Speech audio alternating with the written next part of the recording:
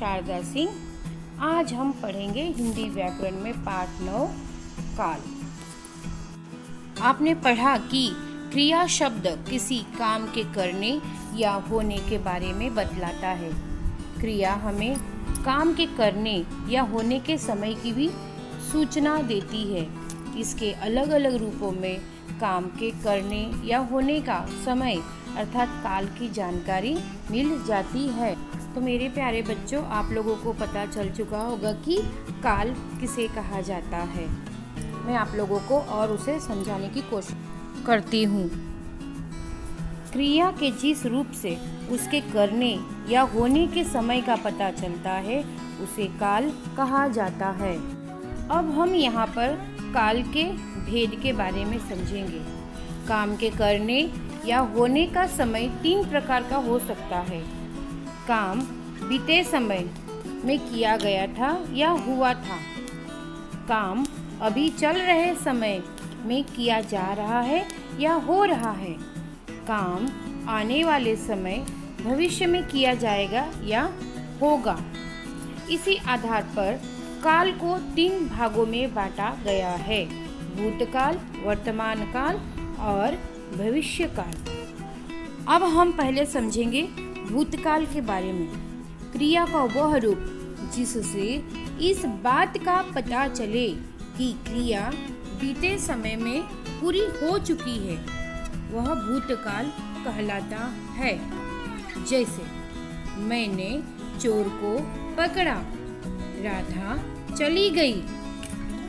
इन वाक्यों में क्रमशः पकड़ने और चले जाने का काम बीते समय में पूरा हो चुका है।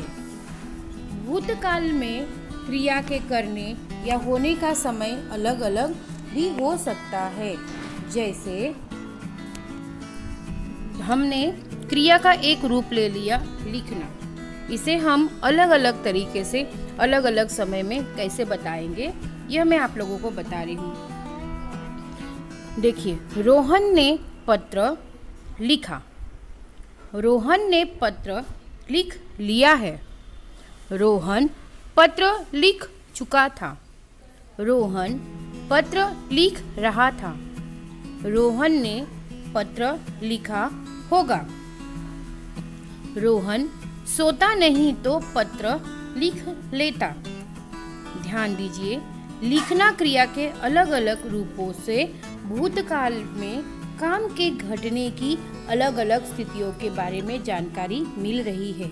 यह भी स्पष्ट हो रहा है कि घटना बीते समय में चल रही थी या बीते समय में घट चुकी है। वर्तमान काल क्रिया का वह रूप जिससे इस बात का पता चले कि क्रिया वर्तमान समय में चल रही है, तब वह वर्तमान काल कहलाता है। जैसे आकांक्षा नाचती है, पतंग उड़ रही है। इन वाक्यों में क्रमशः नाचने और उड़ने का काम वर्तमान समय में चल रहा है और यह समाप्त नहीं हुआ है। वर्तमान काल में क्रिया के करने या होने का समय अलग अलग हो सकता है। जैसे हमने क्रिया ले ली पढ़ने की क्रिया ले ली, तो इसे हम वर्तमान काल में कैसे बताएंगे। पहला, रश्मि पुस्तक पढ़ती है। रश्मि पुस्तक पढ़ रही है। रश्मि पुस्तक पढ़ रही होगी। ध्यान दीजिए, पढ़ना क्रिया के अलग अलग रूपों में वर्तमान में काम के घटने की अलग अलग स्थितियों के बारे में जानकारी मिल रही है। यह स्पष्ट हो रहा है कि घटना सामान्य रूप से घटित हो रही है या लगातार घट रही है। भविष्य काल क्रिया का वह रूप जिससे यह पता चले कि क्रिया आने वाले समय में होगी या की जाएगी, तब भविष्य काल कहलाता है। जैसे नाना जी पटना जाएंगे, मैं भी उनके साथ जाऊंगा। इन वाक्य में जाने का काम भविष्य में होने वाला है। भविष्य काल में क्रिया के करने या होने का समय अलग अलग हो सकता है। जैसे शोभना कल नाचेगी, शायद शोभना कल नाचे, आज शोभना नाच सकती है। ध्यान दीजिए, नाचना क्रिया के अलग अलग रूपों से भविष्य में काम के करने की सामान्य सूचना, संभावना या इच्छा के बारे में जानकारी मिल रही है। हमने क्या क्या सीखा? काल का अर्थ समय होता है। काल क्रिया के होने का समय बताता है।